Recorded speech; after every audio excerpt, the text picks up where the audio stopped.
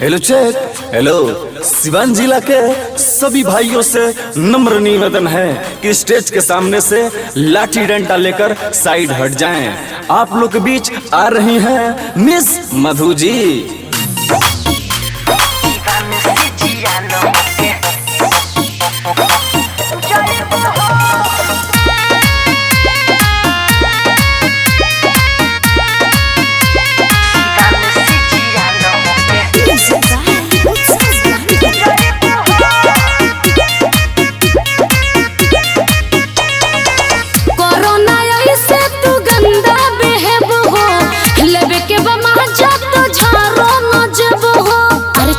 चाहता कोरोना ऐसे तू गंदा बेहब हो, लेबे के बमहजा तो झारो न जब हो। मजा आई जब ढोड़िया देखइबू हो कोमरो हिलावे में खोइबू हो, तो सिवान से जिया न होके जइबू हो। फिर नाचे न दोबारा यहाँ ओइबू हो, तो सिवान से जिया न होके जइबू हो।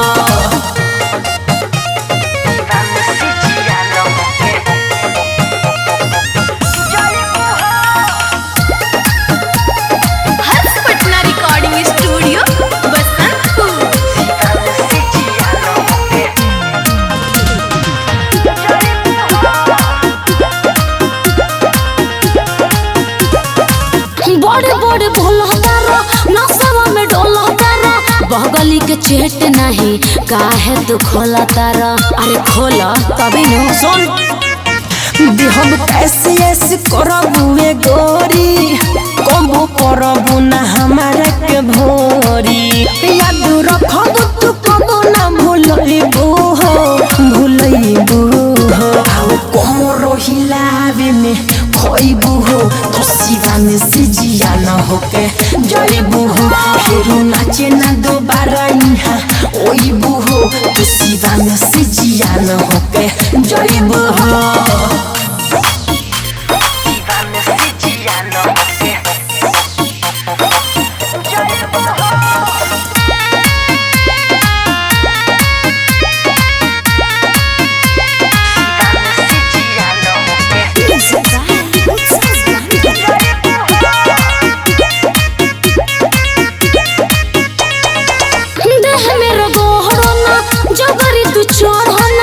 मासूम कहबी तना हमारा के कोरोना, गाले लाल कदम टूटो खिसे मिस के लखु चिन्हत अभी सोलू सतीश के। एहे साहनी सूरज से लगइबू हो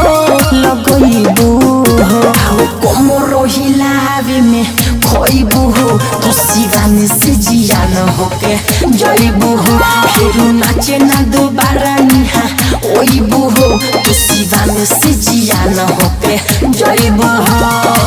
कोरोना ऐसे तू गंदा बेहब हो, लेबे के बमहजा तो झारो न जब हो। मजा आई जब ढोड़िया देखइबू हो कोमरो हिलावे में खोइबू हो, तो सिवान से जिया न होके जइबू हो। फिर नाचे न दोबारा यहाँ ओइबू हो, तो सिवान से जिया न होके जइबू हो।